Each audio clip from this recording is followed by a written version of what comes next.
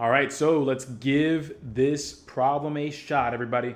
Again, it's all about small, simple steps to get to that big understanding. So I'm really happy to see that a lot of us are feeling more confident, but let's keep building upon that. So here we go. First things first, we're going to read that question. The question sentence, everybody. There's no point in reading any of this information if you don't know what it's useful for. So here, if there are 15 banana pieces used, how many strawberry pieces are needed? So again, right there, that gives us a huge clue. We see that we have 15 banana pieces, and it's compared with an unknown number of strawberry pieces. So right here, we can say that we have 15 banana pieces, banana, and then we are comparing that with an unknown number of strawberry pieces. And again, just to be very clear, we are trying to identify the number of strawberry pieces. Do we agree or disagree with that? Yes or no? Perfect. Remember, the first step to successfully solving any problem is understanding what you're trying to find. So boom, step one, that's a nice check mark right there.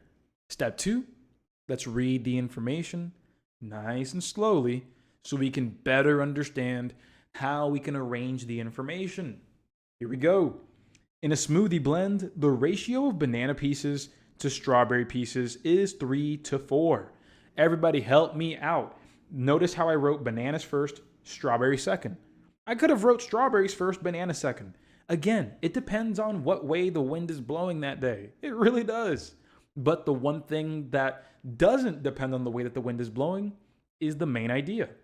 Comparing the same things in the same way. So everybody, if I'm going to compare bananas and strawberries the same way underneath here, what number am I writing down to compare banana?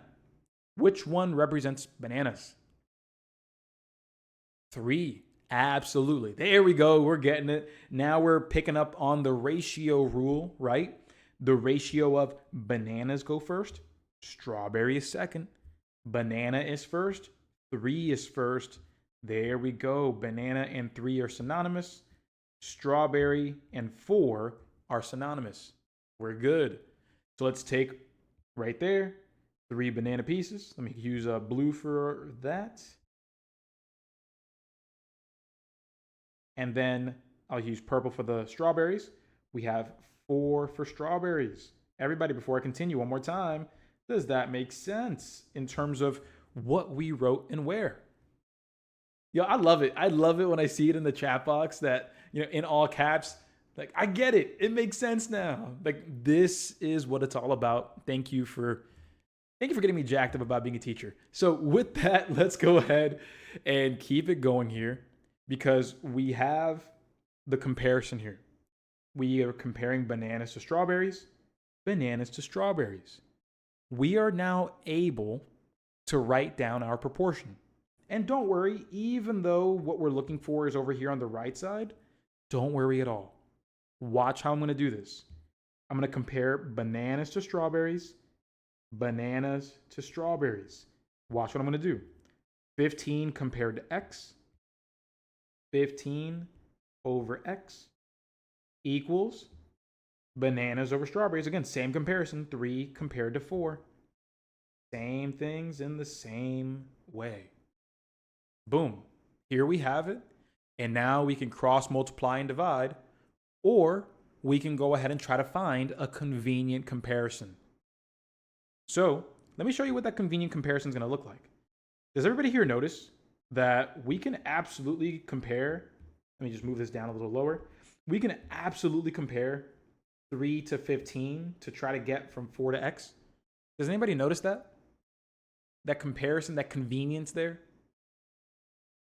Yeah, absolutely. But pop quiz, everybody, pop quiz. Let's assume that we didn't have a convenient comparison. What method always works? Go. What method always works? Well, simplification might not always work. Yeah, cross multiplication and division always works. Always. So just I'm making sure to repeat that because I don't want to, trick y'all one way or the other or lead you one way or the other. So here we go. From 3 going to 15, That's times 5. 3 times 5 is 15. I can do the same thing on the bottom then because that's how proportions work. Compare the same things in the same way.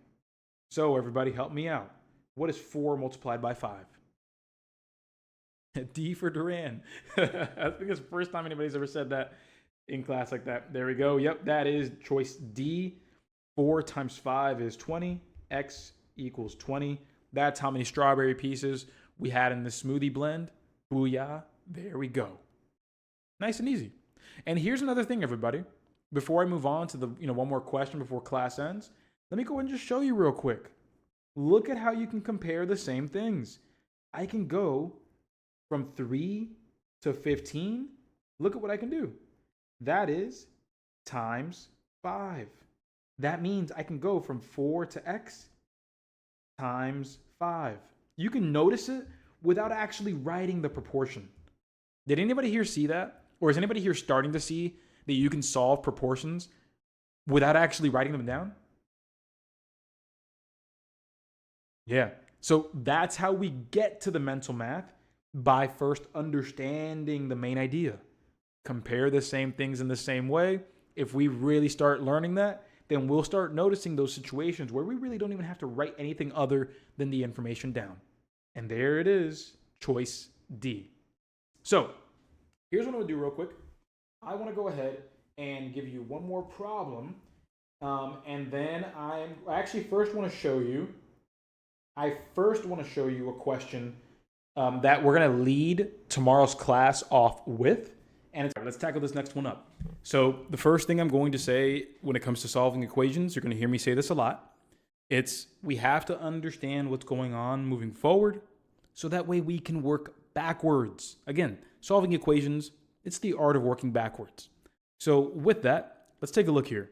It says 8x minus 11 equals 13. So when we check out this equation here, we notice that our x is right there. But I also noticed that there are a couple of things in the way. We have the 8 in the way, and then we have this 11 in the way. So here's my big piece of advice. When you're solving equations, map out what's going forward. That way you know how to work backwards.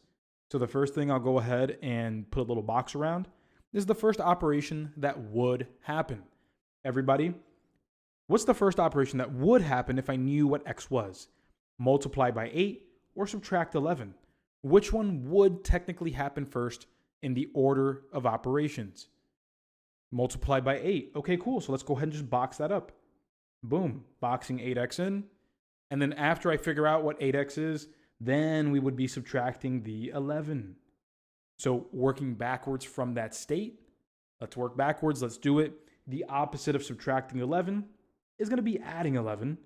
Again, doing the opposite operation to cancel out on the side with the x. Boom, right there. There it is. Now we have 8x by itself equals 13 plus 11, which is 24.